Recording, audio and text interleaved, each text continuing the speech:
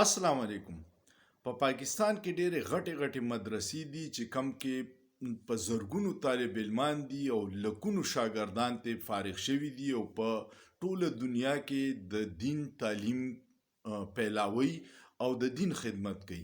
په دې کې یو مدرسه ده جامع بنوریا کراچۍ کې چې هغه ډېره لوی او عظیم الشانه مدرسه ده او د هغې مفتي صاحب مفتي نعیم صاحب چې د هغوی مختلف فتوې په مختلف موضوعاتو باندې ستاسو مخې ته وړاندې تېرې شوي دي.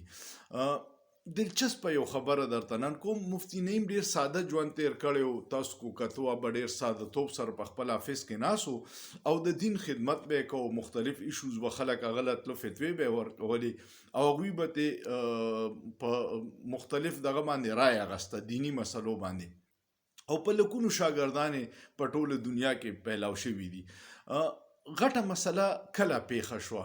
مسله هله پیښه شوه چې مفتي نعیم صاحب وفات شو نو په سند های کورټ کې یو دلچسپ کیس راغی او هغه دا و چې د مفتي نعیم بچو په سند های کورټ کې کیس وکړو چې زموږ د پلار د جایداد او اساسې دې صحیح طریقې سره تقسیم شي او ججان په هغې وخت ډېر حیران شو چې کله دا حکم یې وکړو چې د ټولې اساسو تفصیل او د بینک اکاونټ تفصیل های کورټ کې جمع کړي. چې کله یې جمع کړي نو تاسو به حیران شئ چې څومره ساده ژوند مفتي نعیم صاحب تېر کړی و. د هغه په مختلف بینکونو کې 5 ارب 34 کروڑ 27 لاک او 147 روپۍ راووتې او جګړه ټوله د بچو په دی وه چې دا پیسې دې په مونږه صحیح تقسیم شي.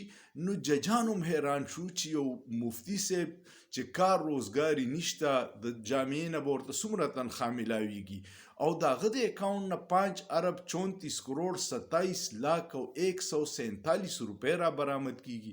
دا ډیره د حیرت خبره وه. نو کیدی شي چې کاروباري مونږ ته پته نشته. الله بهتر دی، الله بهتر پوهیږي په داسې معاملات او الله پاک ته د دې شیزونو علم دی. خو سوچ دا دی چې آیا دا کمی چندې مونږ د مدرسو او دارالعلومونو له ورکو د دې صحیح استعمال کیږي یا مفتي نعیم صاحب غونته خلکو اکاونټونه ډکیږي؟ معذرت سره دا سوال زما ذهن ته راغی. زه ډیر احترام لرم د علماء حق دپاره خو ځینې شیزونه د هغوی خپله مخې ته راشي نو بیا د عوام په ذهن کې عجیبه سوالونه. ستاسو څه خیال دی؟ کمنټ پې لازمن وکړئ او سوچ پې وکړئ. په سوچ کې څه ګناه نشته.